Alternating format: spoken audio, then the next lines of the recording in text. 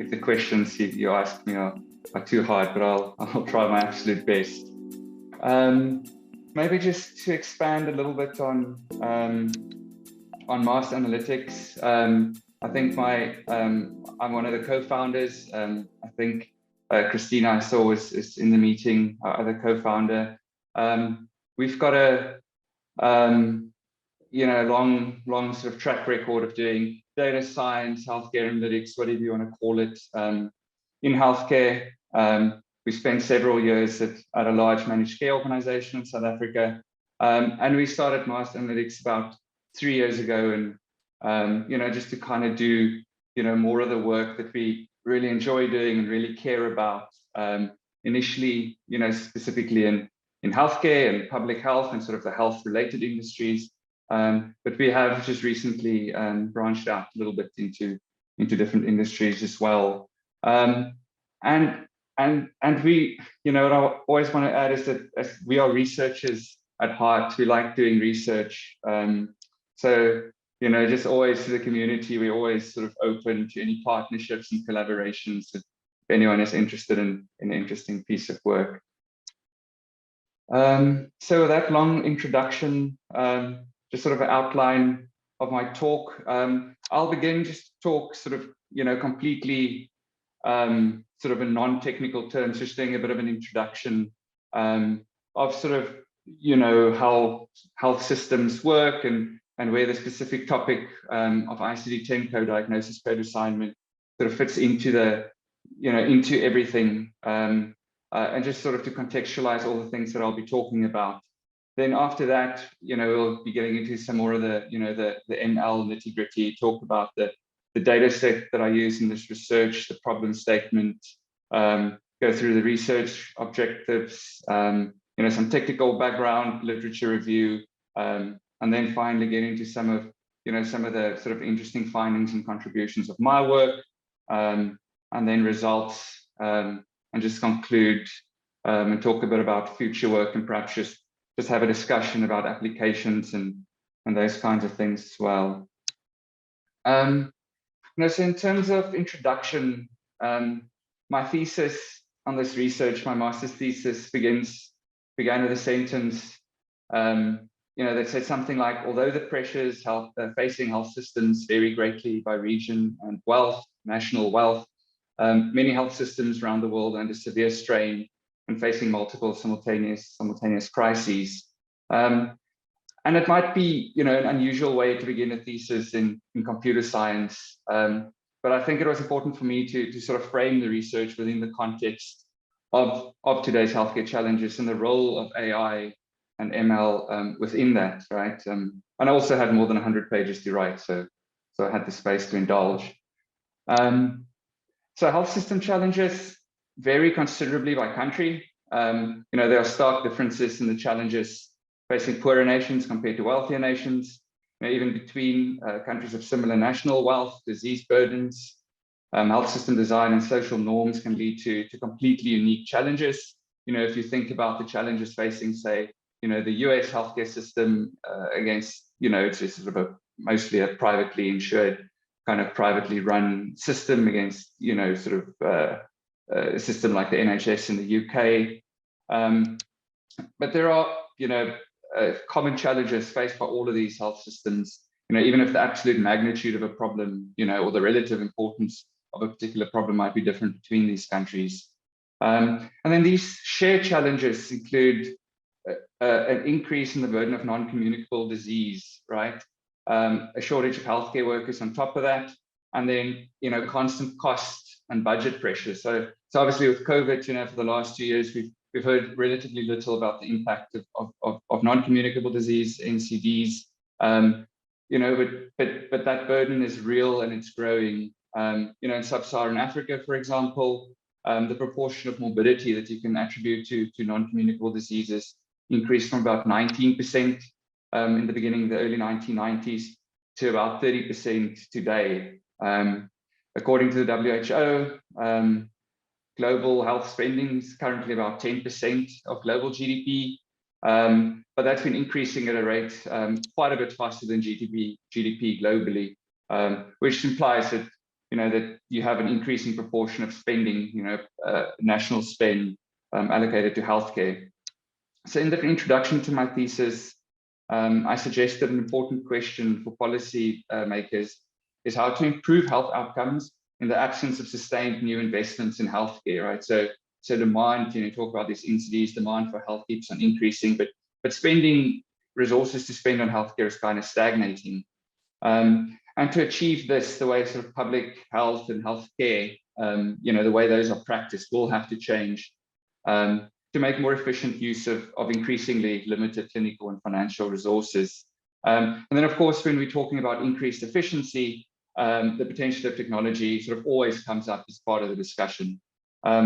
So it is with that context in mind that I want to discuss this topic of my research, which is about diagnostic coding.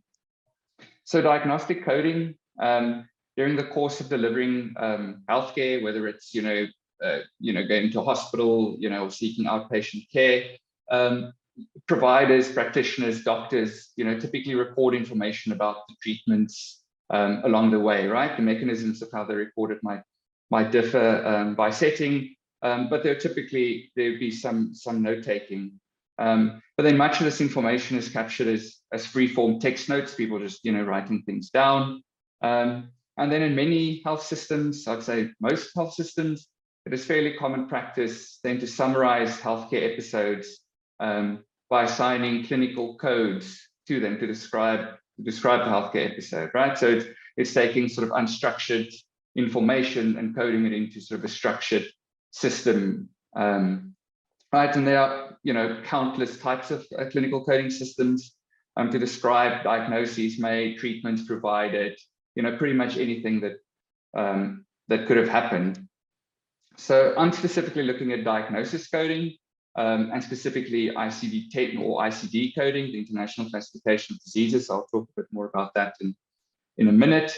But the WHO estimates that about 70% of global health expenditures are allocated using ICD, these diagnosis codes that you'll hear more about, either directly for reimbursement of services. So basically, you've got a diagnosis for X, there's a code associated with that, and there's a price associated with that code, or indirectly through sort of risk-based budgeting, right? So everybody in a population, visit healthcare providers, seek care, care is provided, diagnoses are recorded, and then afterwards, sort of for say a geography, the morbidity is analyzed based on these codes, and based on that sort of measured morbidity, budgets are allocated, to regions, to hospitals, accordingly.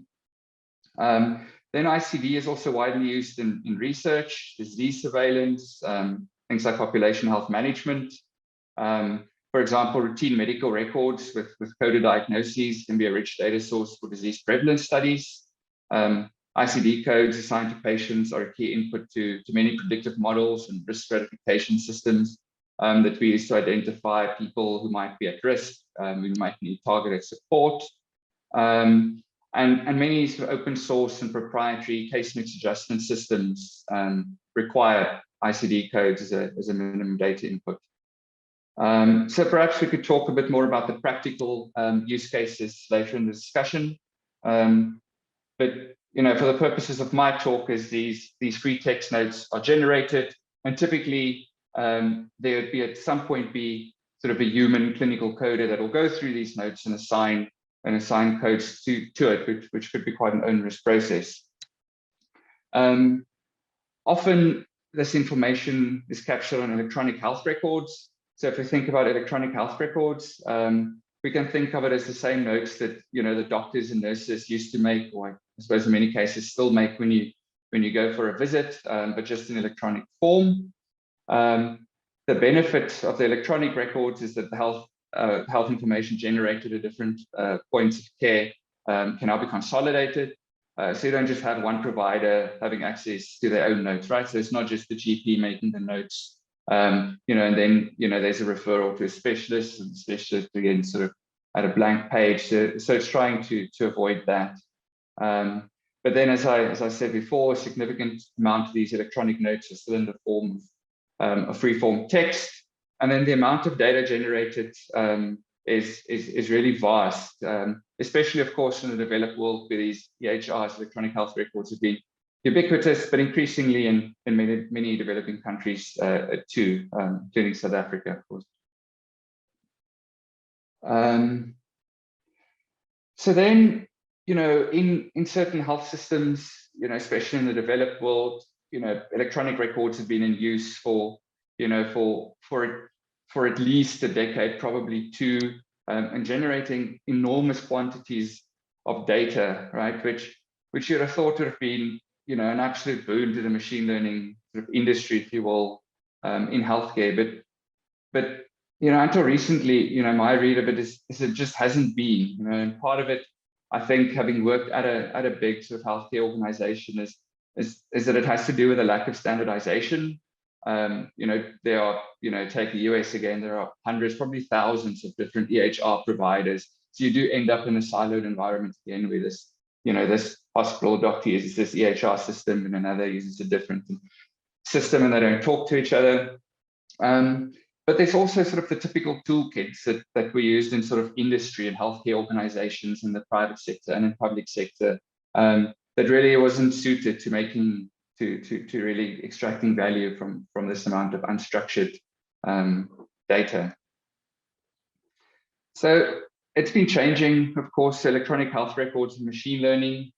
There's been great progress in both NLP and computer vision.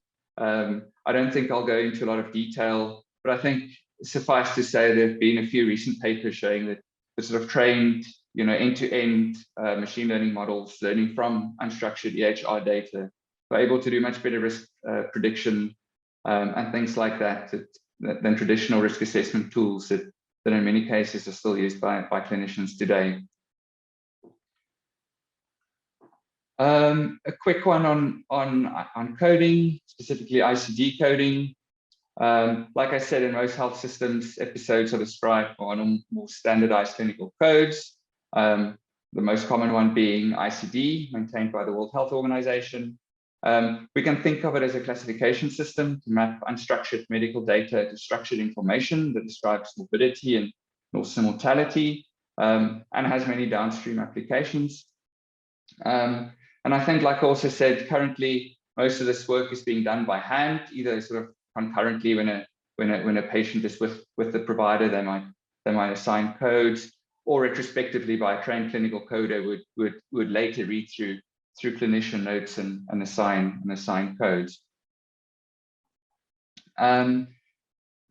The most recent version of ICD is version 10. But the data set that I'll be talking about today is based on the previous version 9. It's mainly because I'm using a publicly available data set from a US hospital. I think the US only adopted ICD-10, I think around 2015 or 2016, probably 15 years or so behind most of the world. But structurally, I think you can think of the systems as similar. They both have a hierarchical structure. So you have these broad clinical groupings at the top of the tree. So there are about 20 of them. They typically describe sort of body systems. And then it goes down to very specific diagnosis descriptions at the lowest level of the tree. So my data set, just a quick introduction on that. It's called Mimic. I forget the abbreviation, but anyway, there are two versions that I use, versions 2 and 3. So they consist of version 2 of 22, almost 23,000 medical records. Version 3 consists of 52,000 medical records. I think later on, when we get into sort of a more formal discussion, I can show some examples, informal discussions, show some examples of how these look like, just to make it a little more tangible. So I think an important point to note is these records are long. I think the median note length in the data set is about 1,300 words. So it's much longer than most sort of data sets that are used for text classification benchmarks, all these sort of NLP benchmarks that are used in sort of lots of papers these days. And then the next important thing is that you have multiple diagnosis codes, ICD codes assigned per record. So there are just under 10 in the MOOC2 database per record, and on average, just under 16 in version 3. So just to summarize the problem statement very briefly, it is we're assigning ICD-9 codes to freeform text medical notes. The features that make the problem quite interesting are that the notes are long, as I just said, and that they consist of a lot of domain-specific vocabulary, right? So even when using domain-specific NLP language models, you tend to get lots of words, tokens that are out of these vocabularies. And then the data set, sort of in big learning terms, is small. And then, like I said, the label space is quite high dimensional, and it's imbalanced. In terms of the objectives that I had in my research, excuse me, just to run through them very quickly, is the first sort of part of the work was sort of about evaluating previous approaches, through an experimental setup that controls for factors such as, text pre-processing, model dimension, text vectorization, embeddings, etc. Then, based on that, to analyze which of these model features have improved performance, to provide some guidance to future researchers on the most important model features to consider for the different model architectures that are being used. We wanted to do something on hierarchical predictive accuracy. I'll talk a bit more about that in a bit. Then there are two sort of novel contributions that this research made. The one is an approach to use these large state-of-the-art transformer language models and apply them to our problem, which to the best of my knowledge hasn't been done before. There's actually a new paper out quite recently after my thing was published. I think that that also has quite a successful application. And then we've got another sort of novel model extension that exploits the information contained in the ICD codes, our labels, in their descriptions. Just moving on to a few background concepts. So I'm just very quickly going to run through some of the model architectures that I talked about or discussed in this research. The first is convolutional neural networks. So I kind of stole this example from a Stanford University NLP course from Professor Chris Manning. I think that it's a bit of an aside. I think the course is on YouTube. I think they've changed it a bit over the years, but certainly if for anyone that has done kind of these Coursera intro to ML deep learning kind of courses, which is very orientated on practical applications. If you're interested in in the maths and learning how backpropagation works, it's a really interesting course and very well presented. I think, like I said, they've changed it over time, and I think it's become perhaps a little more sort of practical engineering focus of late. But I think when I went through the through the course notes years ago, the assignments would be to just use Python and NumPy or something similar to create a to implement the backpropagation algorithm, to build small sort of calculate gradients and those things, rather than just sort of black box using frameworks such as PyTorch and TensorFlow. So convolutional neural networks, if we have a sentence, in this case the sentence, a tentative deal reached to keep government open. If we have each sentence represented by a vector, so those are the rows in the little table, what a convolutional neural network does is it has a little sliding window that kind of moves across the text, right? So as this window slides across, it does an operation. So this window or this filter is a little matrix with weights that we learned during training. So basically at each point, as we slide the window across, we perform element-wise multiplication and we sum up the results, so that little I guess in this case 3 gram, that little segment of the sentence gets represented by a single feature value. And then as you slide the window across, you would end up with in this case, with a window of size 3 of this 5-dimensional input vector. So as you can see, as you slide across your input, you can see that the resulting vector has a length dependency, so it depends directly on the length of the input text. And so you need a strategy down the road to deal with inputs of different length.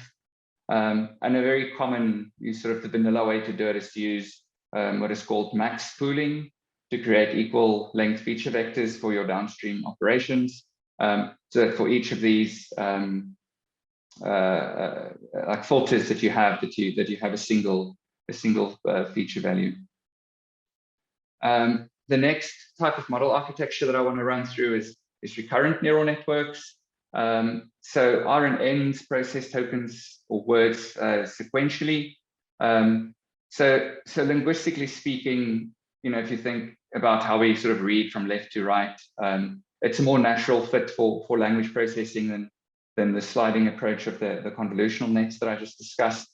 So the idea is to process the token sequentially, and then you have this this representation, this hidden vector H in my diagram, that as you read your input sequence word by word, you take the previous value of that hidden vector, add your new value, and then update the value of that hidden vector, such that at any point in time the hidden vector sort of is a representation of all the information in your input processed up to that point. So you'll start with a randomly initialized, or probably 0 initialized vector H. You'll add your first word like tentative, and you'd update H to H1.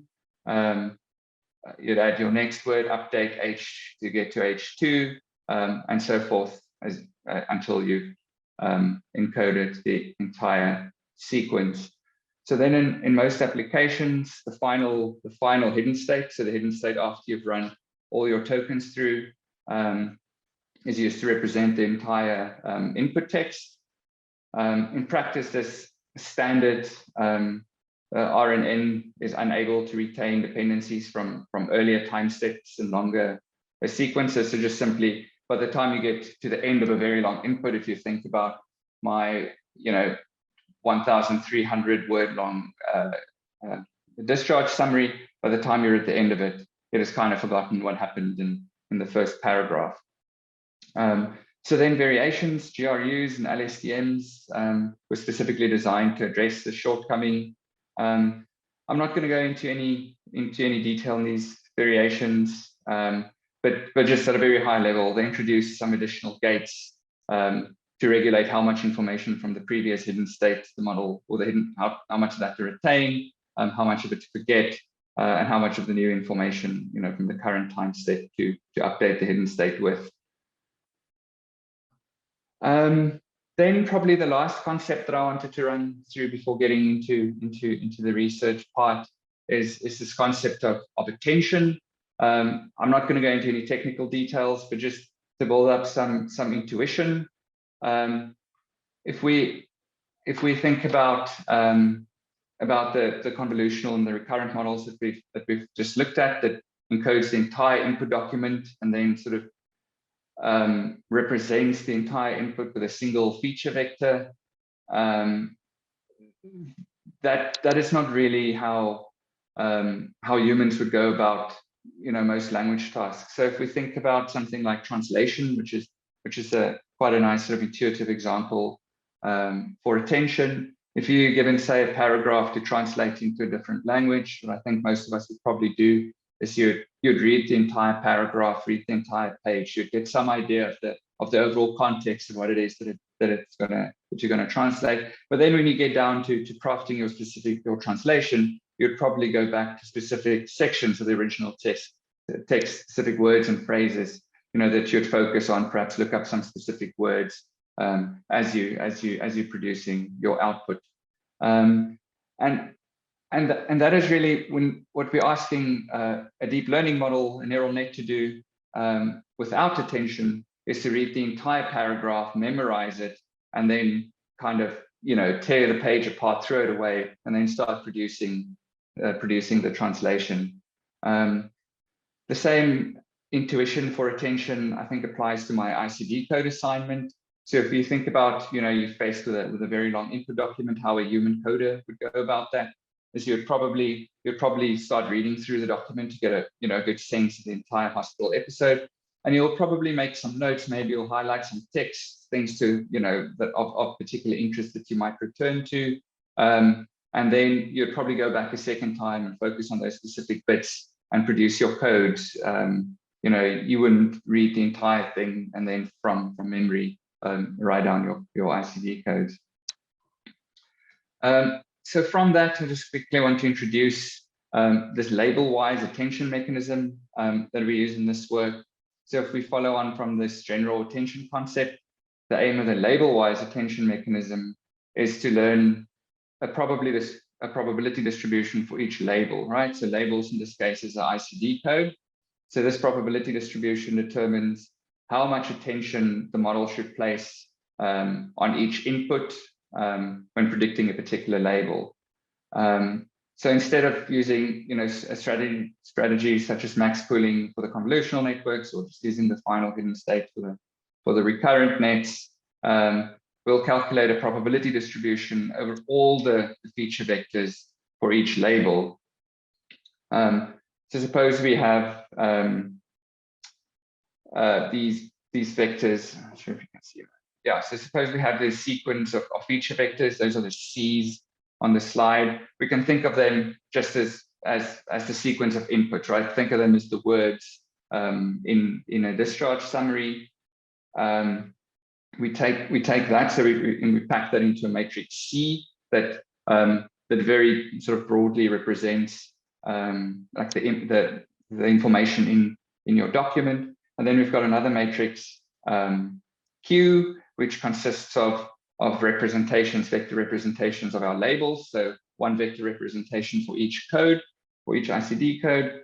And the challenge then in the label-wise attention mechanism is to find an alignment between your input features, your input words, and these vectors. So if you read, the 30th word of your input that might be diabetes, how does that align with the different labels, right? Or perhaps put slightly differently, if we're deciding whether or not to assign the diagnosis for diabetes mellitus, how much should we focus on various words in the input? And the last attention variant that I'm going to talk about is just the concept of self-attention.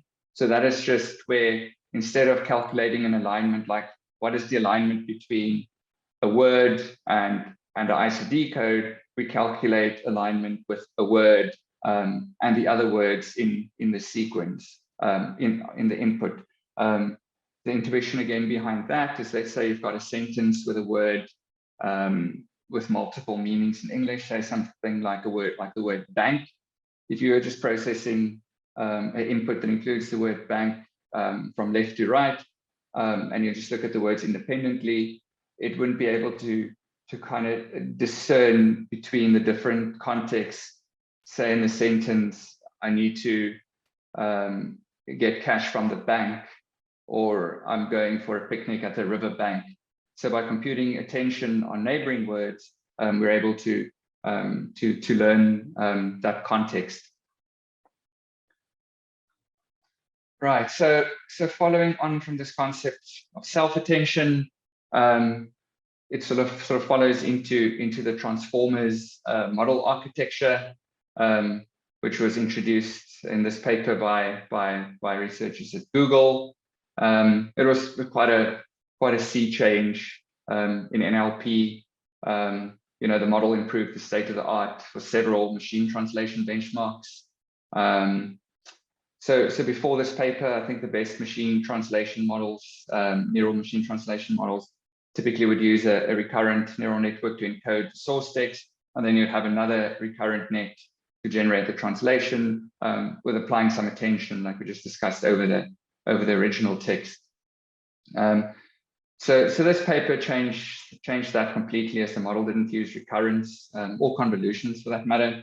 Instead, the encoder part of the model was just a series of these self-attention layers chained together. From there, the title of the paper, attention is all you need.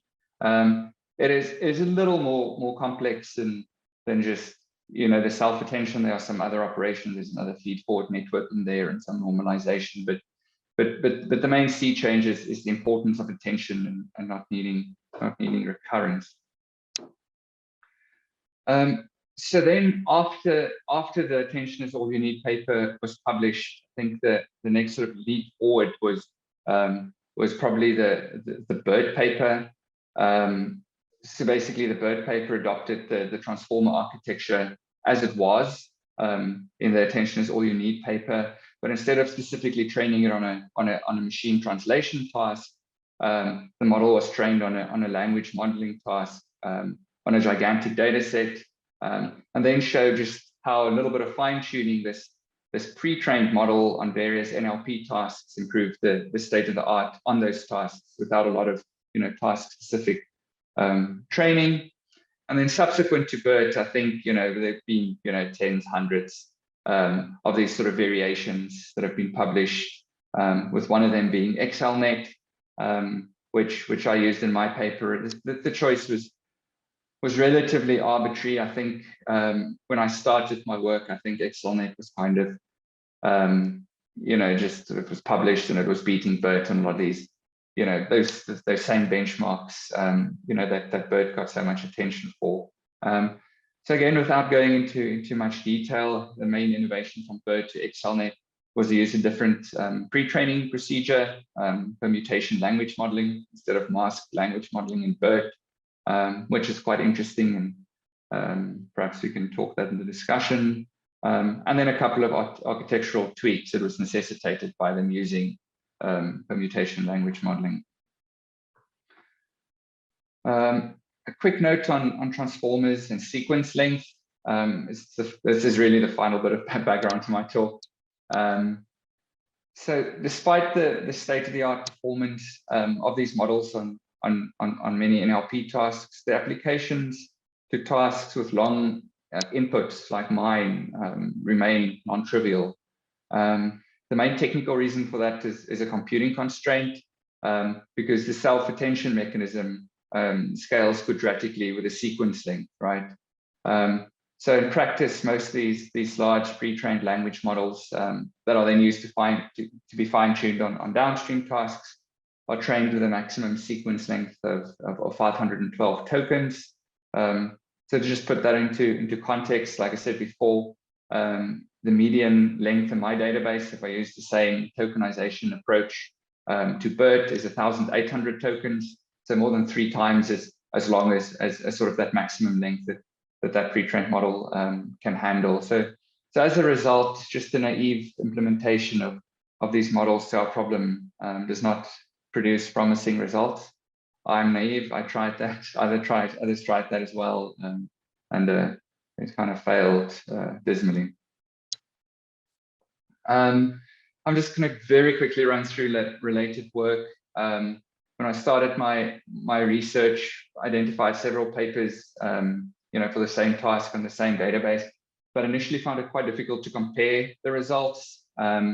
You know, people used all kinds of data pre-processing techniques, you know, word embedding approaches, but then, you know, sort of marginal improvements in accuracy was always described by some architectural tweak, without really controlling for, you know, for you doubled the size of the word embedding and just, you know, the expansion of the model capacity just wasn't just responsible for everything.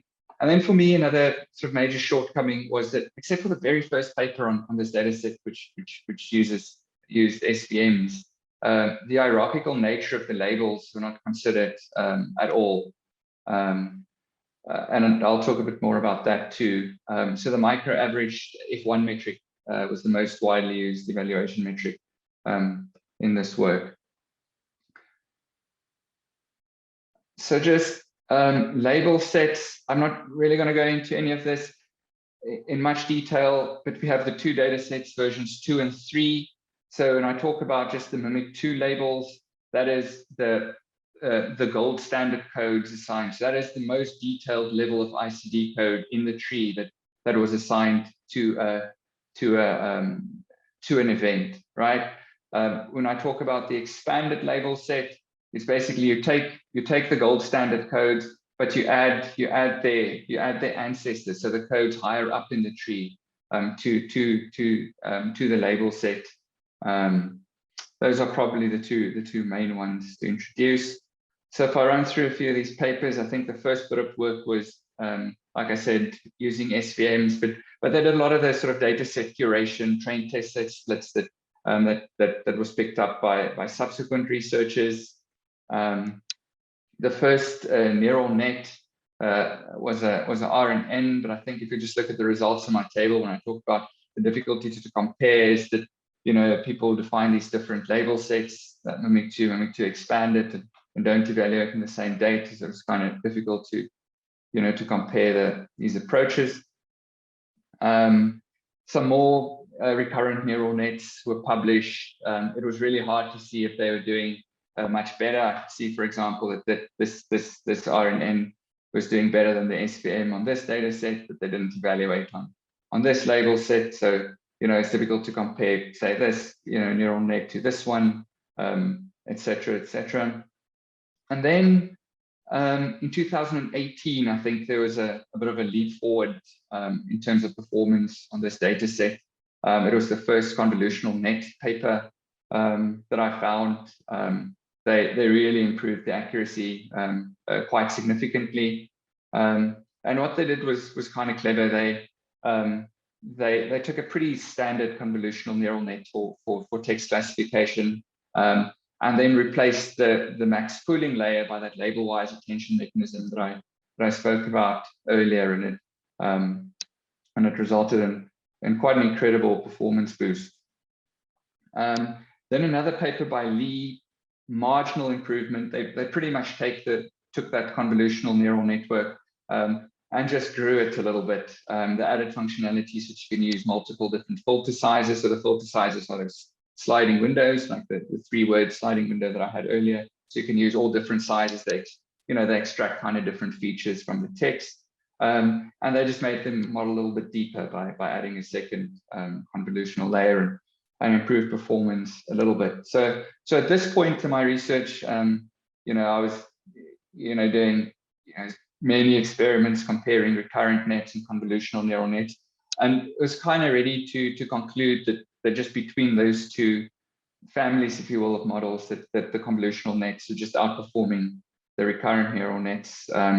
As I was wrapping up my research, a paper came out that used recurrent neural net that kind of increased the accuracy on our data set by quite a bit, which obviously interested me. I think this was published in end of 2020, LSTM-based model.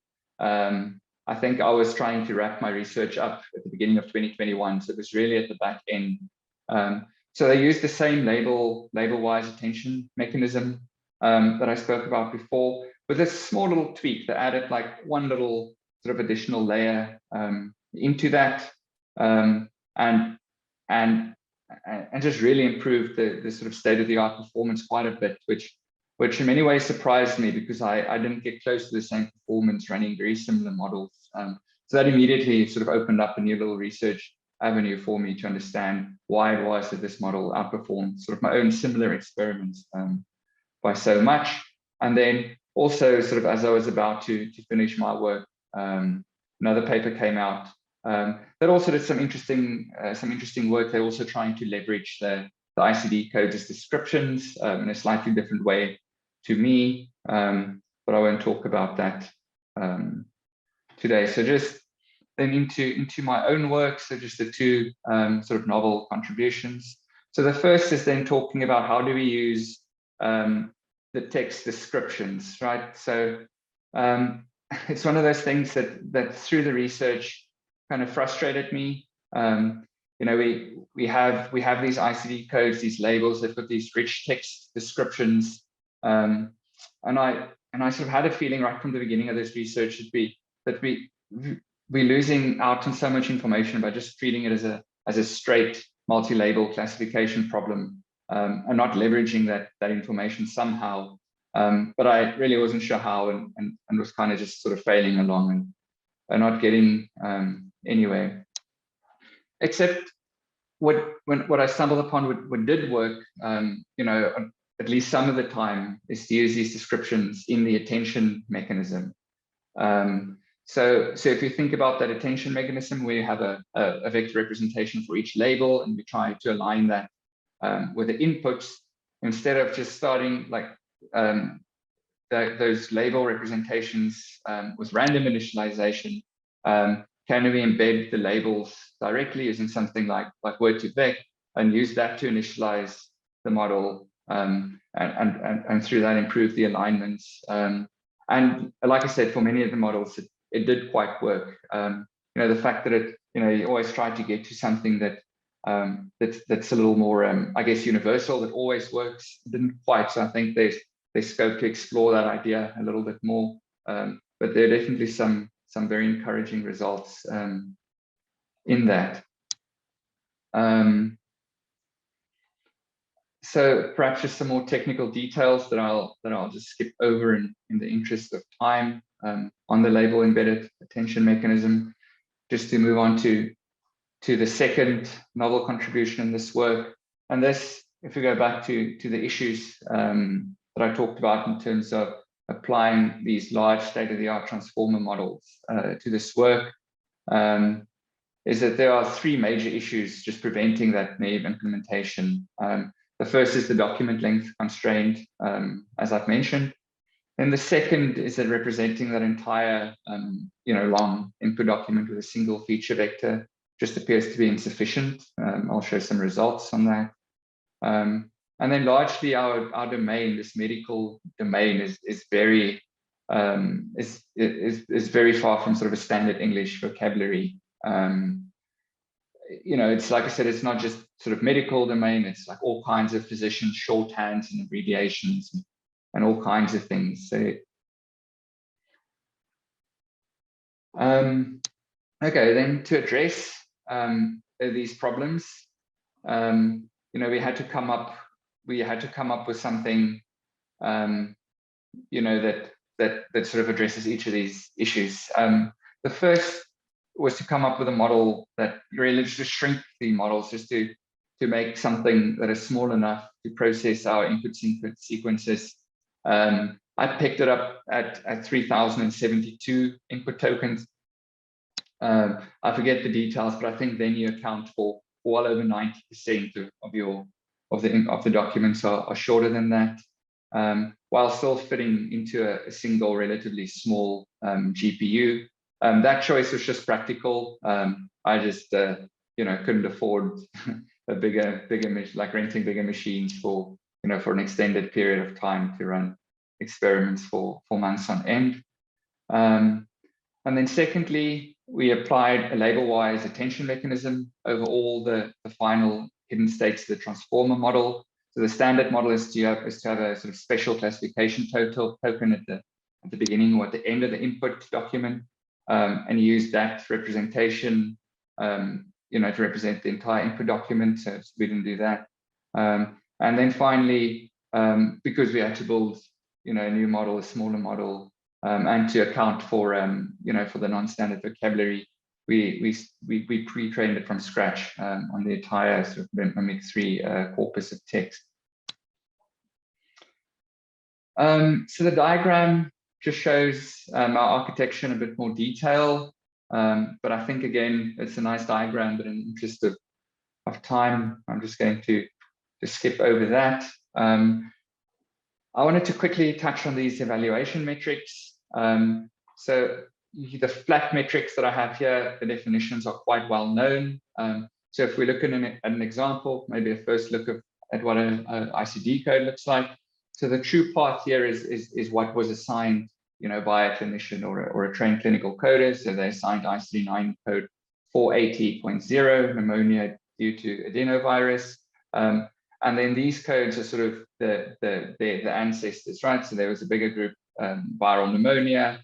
There was a bigger group for influenza pneumonia, and at the top level, we have diseases of the respiratory system, right? So if you have two model predicted paths, if you have one, that sort of goes diseases of the respiratory system, influenza and pneumonia, viral pneumonia, and then getting it wrong at the last, pneumonia due to SARS-associated coronavirus, versus a different predictive path that, gets it right at the top level, diseases of the respiratory system, but then goes into the incorrect path, right? If you just take the flat sort of accuracy metrics at the bottom level, those two errors are treated equally, and just intuitively, it doesn't quite make sense.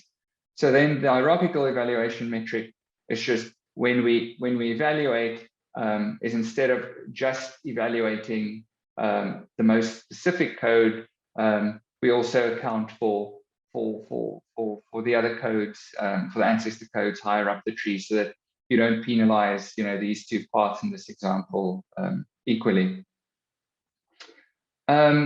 Then I ran these controlled experiments for the convolutional neural networks, starting at a baseline model, then adding a little bit of complexity at each level. These were kind of reverse engineering, implementing again the code from the papers in my related work section. Similar for the recurrent neural nets, again a controlled experimental setup. So then, in terms of the results, I think I published results for over 70 models in the thesis. So I'm just going to try and focus on some of the more consequential findings. So in terms of the convolutional neural networks, just running through 4 findings that I want to highlight. The first is something that surprised me a little bit in the beginning, and that is I found that the convolutional models, without the label-wise attention mechanism, that randomly initialized word embeddings lead to better models than when I use pre-trained word embeddings. Thinking about it a bit, I think since the models without attention are quite small, my hypothesis was just that the input layer becomes quite important to the final output for the models than for the models with more layers.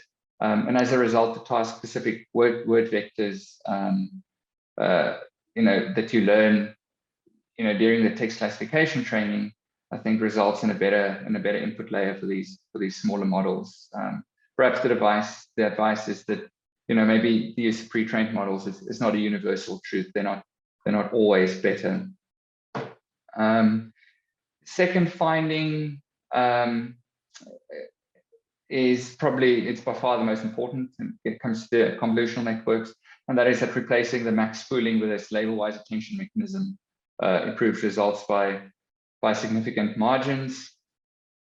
Moving on to the third finding, confirms the work by one of the previous authors, Lee et al., that an additional convolutional layer boosts performance. In this case, making the models a little bit deeper, improved the models quite a bit.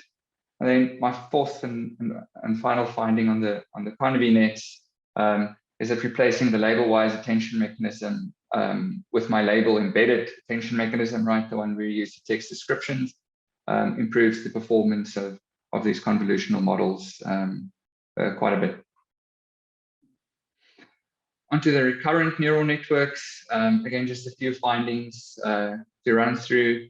The first is like with the CNNs, the effectiveness of the label-wise attention mechanism is very important.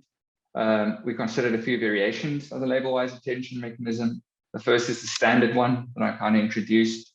The second one is the variation that was introduced by the author of that paper that I mentioned before that confused me a little bit, that takes the same attention mechanism, but adds a single fully connected layer inside the convolutional network, which is really a small tweak. And then finally, my own label embedded attention mechanism. I found that both the attention mechanism with the extra fully connected layer and my label embedded attention mechanism outperform the standard model. There are more interesting details on my work on comparing the attention mechanism in that paper that I mentioned. But again, I think the details are probably for another time. The second main recurrent neural net finding, again, to me was a little surprising, but it relates to the importance of dropout, regularization after the first word embedding layer. It is something that one of the authors had in their model, but I don't think they mentioned it in their paper. I think when I started to look at their code, you know, the paper is written and that we use the same, you know, reuse big parts of the code from whatever previous work, but it didn't mention this sort of addition of dropout at all. And then when I started doing more controlled experiments, I find that it probably had a bigger, impact on the improved performance than the novel architectural tweak that they spent most of the paper talking about. My theory is that the fact that our training corpus, the training data, is actually quite small, and that it contains so many low frequency words, low frequency and important words, I think importantly, is that it makes the models quite prone to overfit on the word vectors. And I think therefore sort of dropout at that early stage proved to be very, very important. Okay, then the third finding from my analysis of this particular work related to they had this finding that the LSTMs outperformed GRUs by a gigantic margin. And when I was running experiments, I just didn't quite see it, and then changed a few things around, and then could sort of replicate their analysis, but it didn't really quite make sense to me that the difference would be that stark. And it was, just thinking back, I think it was also more complicated, with attention, the LSTMs would outperform the GRUs, and without it, it would be the other way around.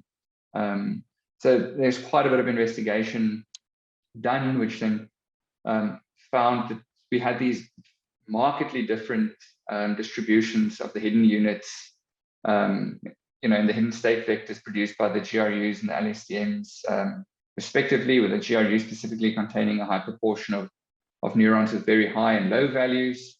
So just observing that, I found that applying some normalization, after the GRU before getting into the classification layers, almost completely closed that performance gap between the models, right? So again, you sort of have a paper with a finding that the finding is like LSTMs outperform GRUs, and you kind of leave it at that, right? Where for me the lesson was that sort of practically speaking, even if we're just doing sort of engineering and not research, that it is useful to understand the internals a little bit to plot distributions of neurons, because there are interesting findings that can be had, and insights to be gained on how to improve our models.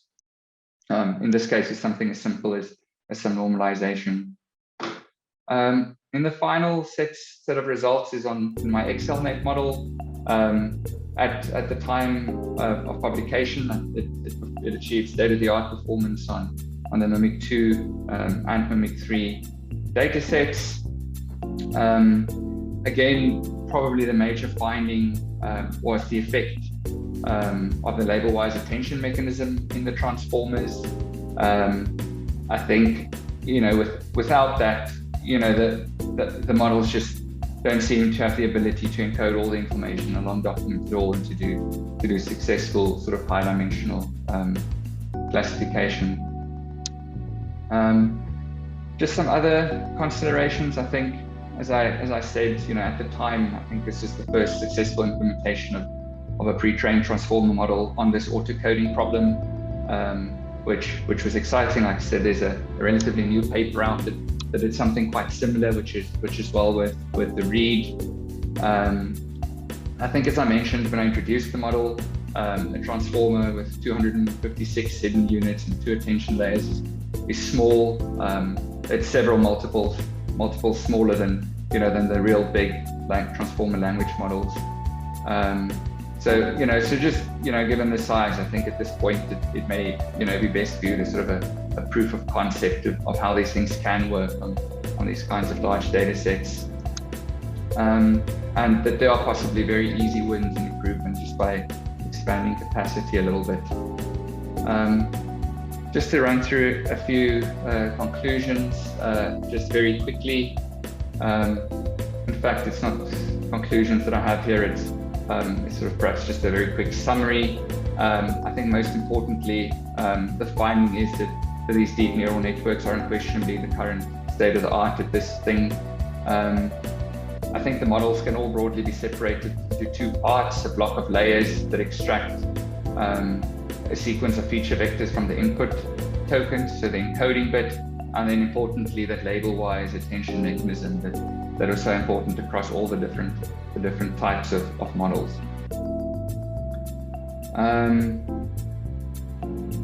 I think I've said most of the things on this slide.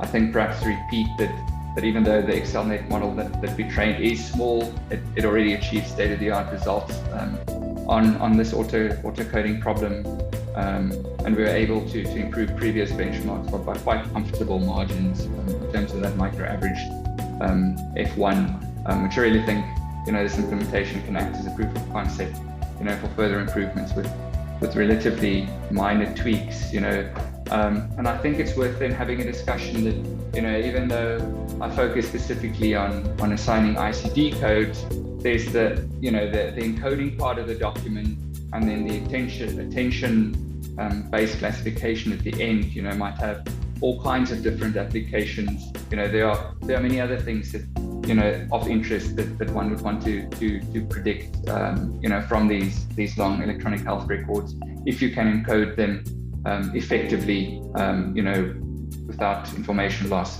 and learn like really rich features. I have all kinds of ideas for future work that perhaps we can also leave for